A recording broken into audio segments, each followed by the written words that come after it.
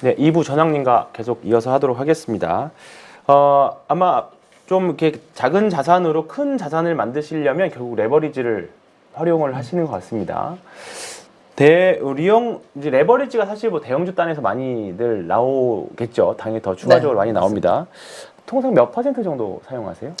저는 그냥 저는 이제 거의 중소형주 거래는 잘 안 하거든요. 왜냐면 시장에서 핵심적인 종목 몇 종목만 트레이딩하고 그렇기 때문에 레버리지를 한 딱 2배까지만 쓰는 것 같아요. 최대 1억이 있다면 최대 매수가 한 2억 정도? 전체 종목, 포트 합쳐갖고 딱 그 정도 쓰는 것 같아요. 총 레버리지가 2배 정도.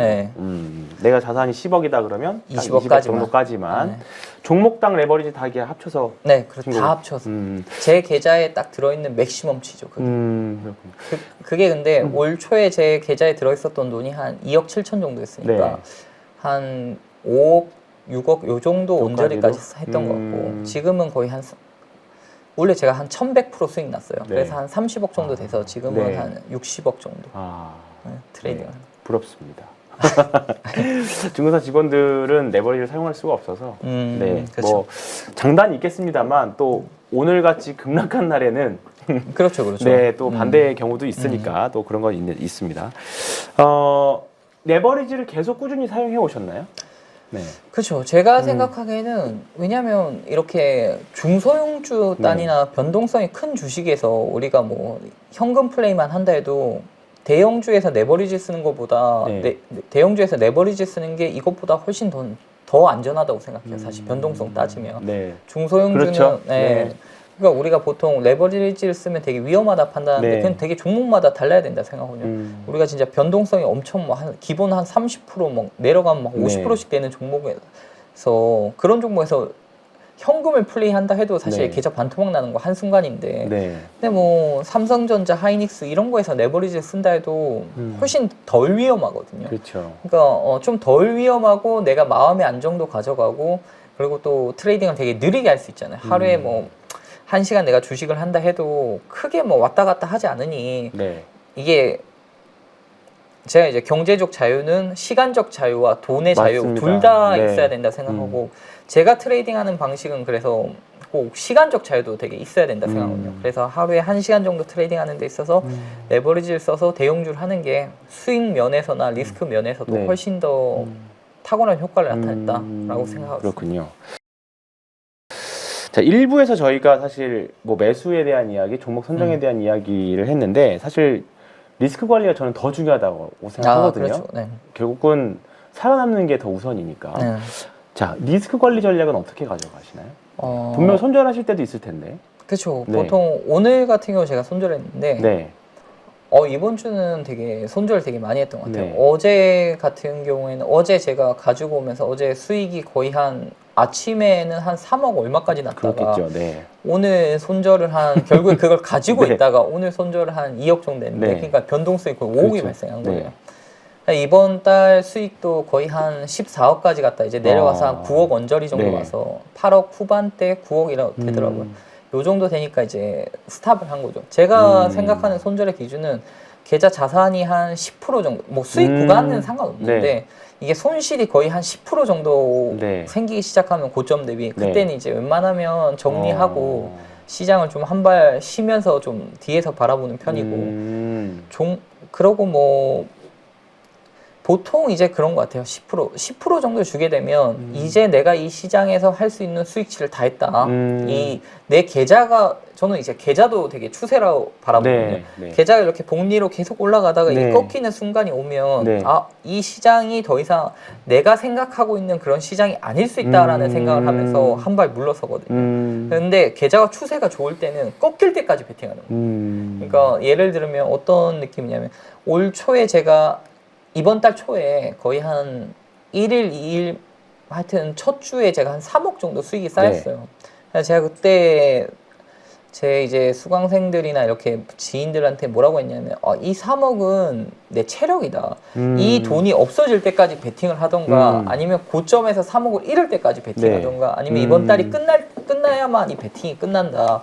그럼 이제 거의 한 5, 60억씩 그때는 계속 베팅하면서 그러니까 3억을 잃을 때까지 베팅을 했는데 그게 결국 고점이 이제 벌었다가 잃었다 벌었다 잃었다 했는데 막 되게 무섭긴 하잖아요. 시장이 무서웠으니까. 네네. 무서운데 그래도 베팅을 하는 거죠. 왜냐하면 아직 내가 3억을 안 잃었으니까. 그렇죠. 네. 그러니까 결국에는 그게 어제 기준으로 더 끝까지 갔다가 그게 플러스 3억 더 갔다가 이제 내려왔는데 이제 오늘 그게 딱 꺾인 거죠. 네. 그래서 미련 없다. 오늘은 이제 제가 이제 포지션이 없거든요. 네. 미련 없다. 내가 생각하는 만큼 갖고 계좌가 꺾이는 네. 데까지 지점 확인하고 이제 끝냈으니까 이번 달은 한 9억 정도 수익으로 끝내야겠다. 끝냈다. 네. 앞으로 한 일주일 넘게 남았는데 일단 쉴 예정이신가요? 좀 이제 약한 베팅을 하거나 뭐 아쉬워서 베팅하거나 뭐 하지만 저번처럼 강한 베팅을 하지 않고 이제 12월이 시작되면 이제 약한 베팅을 통해서 수익을 또 쌓아가는 거죠. 그게 한 2억, 3억 또 쌓이면 이제 그거 잃을 때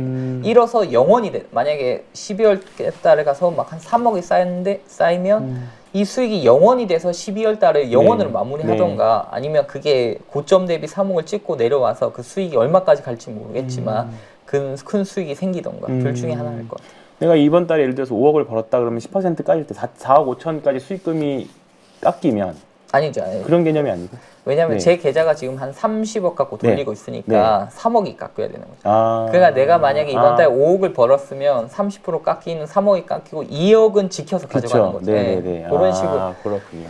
그런 식으로 이제 계좌 이게 우리가 리스크 관리라고 10%? 하면 보통 사람들이 이제 내가 이제 종목 대비 이런 것만 생각하는데 그게 아니라 내 계좌 상황이나 시장 상황이나 그거에 따라 맞춰서 호흡을 맞춰서 가야 되는 거예요. 내가 잘 되고 있는데 뭐 한 5% 손절했다 해서 이 시장을 떠나면 안 되잖아요. 그러니까 내 계좌가 꺾일 때까지 같이 베팅을 해줘야 돼요.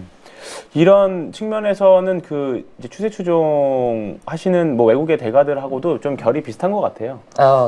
다른 2%로 보시는 분들도 있었고요. 10%면 사실 엄청 총 잔고의 10%니까 조금 공격적인 베팅을 하고 계시는 거죠. 어떻게 보면. 근데 왜냐하면 이렇게 생각하면 올 초에 제가 3억일 때 만약에 충분한 수익이라 생각하고 거기서 그만뒀으면 제가 이번 달 뭐 위에 가서 내려왔다 한들 지금 거의 9억이니까 사실 이 6억의 수익을 포기해버리는 거랑 마찬가지예요. 근데 추세 추종은 언제나 우리 마음을 역행하는 거잖아요. 그 역행을 해야만 수익을 내는 거고. 그러니까 이걸 역행하기 위해서는 내 자신을 속여야 되는 거죠. 이 루틴과 습관으로.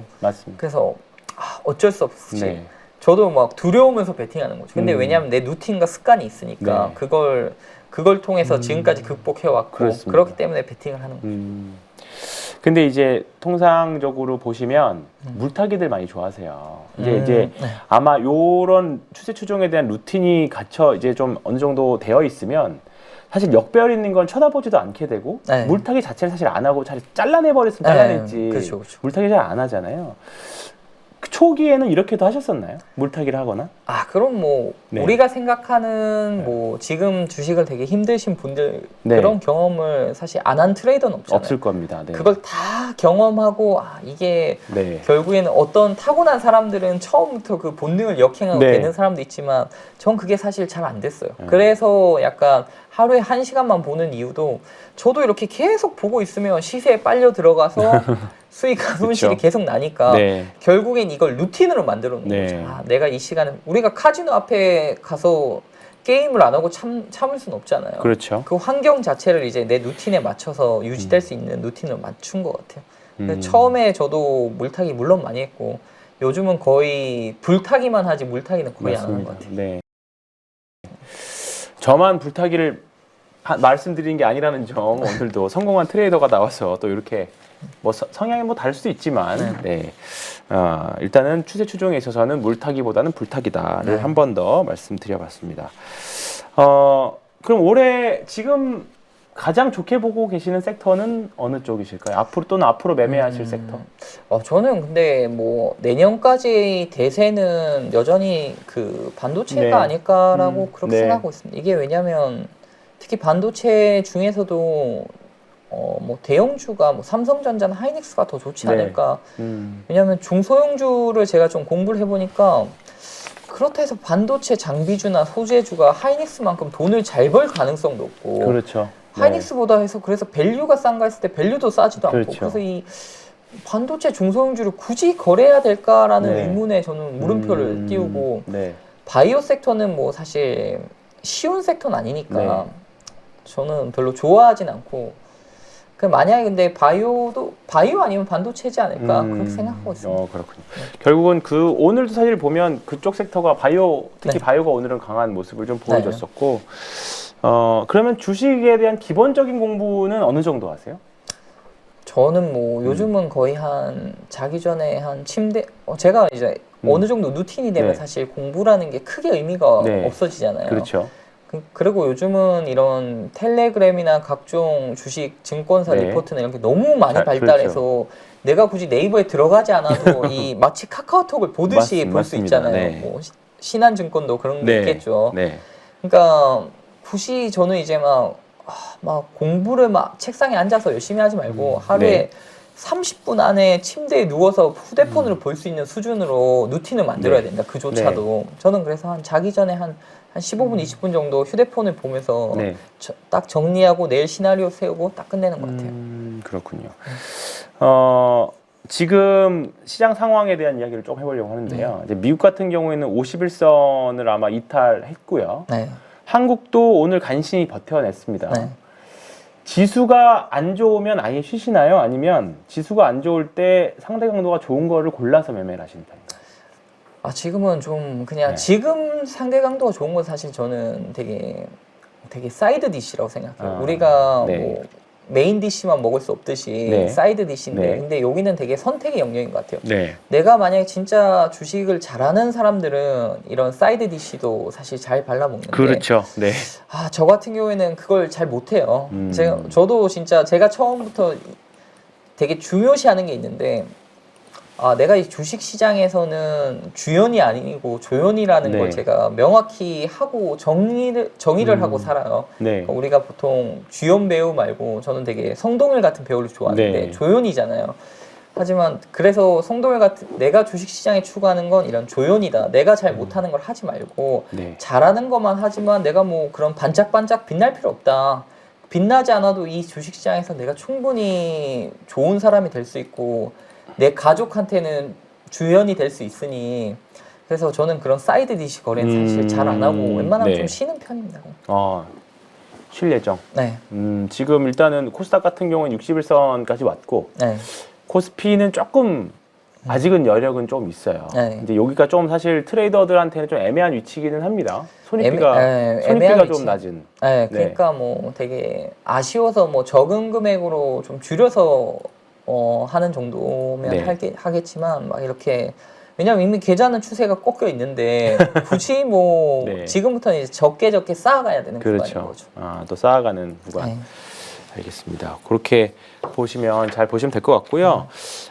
개별 종목들의 손절 기준 아까 딱 명확하게 뭐 7%다, 뭐 5%다 이런 것보다는 내 계좌의 손익 금액으로 뭐 오늘 이평선 깨졌으니까 매도 이런 개념이 아니라 총 수익 계좌 금액에서 일정 부분 까지면 총 잔고에서 좀 일정 부분 까지면 저는 일괄로 그냥 일괄로 다 날린다. 그리고 다시 세팅해서 하시고 복리하고 단리 투자에 대해서는 어떻게 생각하세요?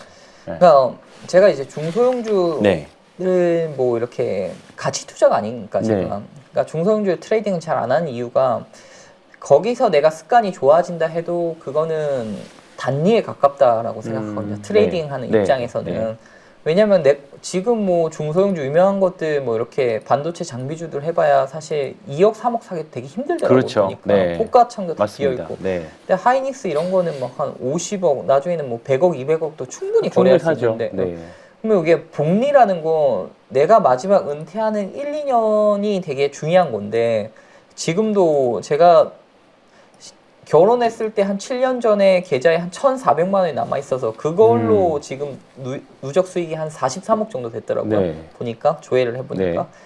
그러니까 이런 복리가 가능했던 이유도 결국 대형주 투자를 했기 때문에 가능한 거고 중소형주에서 처음에 수익이 더 알파를 먹겠다고 수익을 더 내겠다고 트레이딩을 해봤어야 그러면 계좌가 커졌을 때 결국 수익률은 확실히 많이 줄었을 것 같아요. 그래서 복리를 위해서는 큰 종목을 좀 트레이딩 할 줄 알아야 된다. 대형주를 트레이딩을 해야 되지 않을까 그런 생각을 많이 하고 있어요.